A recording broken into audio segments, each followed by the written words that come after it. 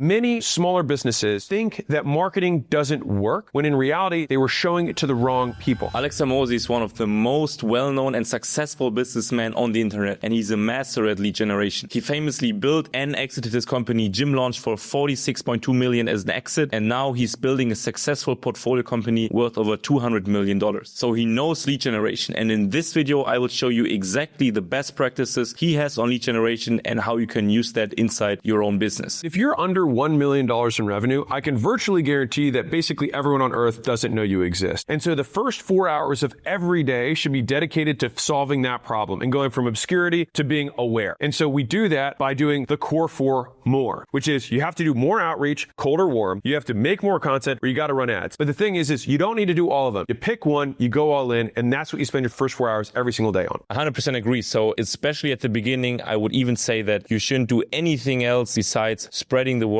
and basically telling people that you exist and what you do. Because especially when starting out, the most valuable thing you can get is actual feedback from actual people. So you should not build your thing or your offer around your own hypothesis. And the best way possible to gather as much feedback as possible is to talk to as many people as possible initially. The most direct and scalable way is through cold calling and through cold emailing. Where I don't really agree with Alex is that you should not really take running ads as one of these options when starting out. From what I've learned and also from talking to a lot of different successful business owners is that you should only use ads as an amplifier for an offer that is already working. So if you're not super skilled at them, at doing A/B testing and all of this, you should probably consider something like cold emailing or cold calling when starting out. The next big growth lever is all about the list. When I talk about the list, people immediately think that I'm talking about email list, direct mail list, and sometimes that's true. But I'll give you a hypothetical example. So let's say I am selling winter coats and I advertise an amazing offer on some killer coats that people love, they look amazing, and nothing comes back. What could have happened? Well, if I showed my advertisement to people who live in South Florida, the likelihood that they buy my very expensive, really heavy and hot winter coats is very low. It has nothing to do with my offer, nothing to do with the ad creative, nothing to do with my pricing, nothing to do with anything. It's just the wrong people are seeing it. Many smaller businesses think that marketing doesn't work when in reality they were showing it to the wrong people. Every decision made in the business should be centered around your ideal customer profile. I've seen myself that there's a huge difference between the probability of success for businesses that actually have an ideal customer profile and those that don't. I've seen it with our business as well. So we have a software as a service, so Better Contact, which is a SaaS company. And especially at the beginning, we were spraying and praying, hoping that everyone basically needs contact data, which in a way is true, but this led to a lot of noise and also to quite a bad growth. But as soon as we started to make this one decision to focus on this one persona, our growth basically exploded. It's basically one big sentence. So it's around, we sell product X. So this is your product for industry or type of company Epsilon with X amount of employees, and also nail down your persona for a certain geography. You should also nail down the revenue range that you're targeting, and also if they use a specific tech stack or tool in their business. And lastly, you should also look for a specific outcome or activity. So if based on their social triggers or whatever, they are looking for something specific. Here's a little pro tip for you, is that interest groups are the warmest cold audience you can get. Interest group contains some of the highest quality leads because they're concentrated pools of people looking for a solution. Key point, they've already in some way, they're like micro-engaged. I would consider them problem aware, right? They're aware they have a problem already, and now they're in search of a solution. And so you don't have to make them problem aware. They already are aware they have a problem, or they want to grow. They have a deficit in where they are and where they want to go. And so now you can intercept them and provide them a solution. This is actually great advice, and here is exactly why this works. When it comes to buying anything, people move through different stages of awareness. Some people aren't even aware that they have a certain problem. Some people know they have a problem, but they don't know the solution to it. And lastly, there are people that know that there are solutions that exist, but they don't know your specific solution. So if you drop into an interest group, like Alex just said, for example, into a Slack community, a LinkedIn group, or a Discord, you know that these people that are there at least know that they have a problem or that they are a solution aware. They're actively seeking for information, for help, or just inspiration. So basically, they might look cold from the outside, but they're actually high potential leads. I've personally done this with our SaaS as well. So as soon as we started to nail down our ICP, we're going into these interest groups instead of just blasting random cold email lists. The most effective were actually LinkedIn groups, because there you can actually see the real person behind that profile, and they're not hidden behind an avatar, for instance, in Reddit or in Discord. So for example, if you offer cold calling coaching, you can just go to LinkedIn, look for a keyword, keyword, for example, cold calling tips, because these people are looking for inspiration. Click on enter, and then you can click here on the groups page. You can see that there are a lot of different groups, over 45 results, basically matching our keyword. And then we're going to look here for the cold calling sales and meeting one. We're going to join it, and then you can basically scrape these people with tools such as Phantom Buster. Here's how you personalize. You act like you know them. So the idea is to make the cold outreach feel like a warm outreach. Makes it feel like a friend is reaching out to them. The best way to do this is to actually know something about the person you're contacting. For example, if you match your area code on the phone, you have a higher pickup rate. Why is that? Because it might be someone they know or someone who knows them. If you know their name, you buy yourself a couple extra seconds. If you know something about them, you buy yourself even more seconds. Personalization in your outreach attempt, whether it's phone calls, cold emails, cold DMs, whatever, gets your foot in the door to get the sale. Personalization is a very important point, but the problem in cold outreach, especially in cold emailing these days, is that many are just personalizing for the sake of personalization. For example, they talk about the university that person went, or just like an irrelevant LinkedIn post that person recently posted. 5 years ago, this might have been jaw-dropping to a lot of people receiving such an email because they thought that you actually did some good research about them. But these days, especially with the new tech and GPT and AI and all of this, everyone can do this personalization at scale, basically without lifting a finger. So what is very important is that you recall that the person that you're reaching out to is not dumb, right? So they know that personalization at scale is not hard. So make sure to only personalize where it actually makes sense. A good example might be that you're selling cold calling coachings for smaller sales teams. And now the head of sales posted something on LinkedIn asking for tech stack recommendations for their cold calling. You can now assume that most likely this person is open for cold calling coaching at this point. So this is something you could use as a relevant personalization in your outreach. And so number 3, for getting more volume, because you want to get more people to respond to you, is follow up more times in more ways. And so there's 2 ways you can get more from your list. More ways and more times. More ways means the more ways you try to contact someone, the more likely you're to contact them. For example, I don't respond to phone calls, like I said earlier, but I respond more to direct messages than I do. It's just me. Not everyone's like that. Some people like phone calls. I think it's important to mention here that you shouldn't spam anyone, right? Especially if it's generic messages such as,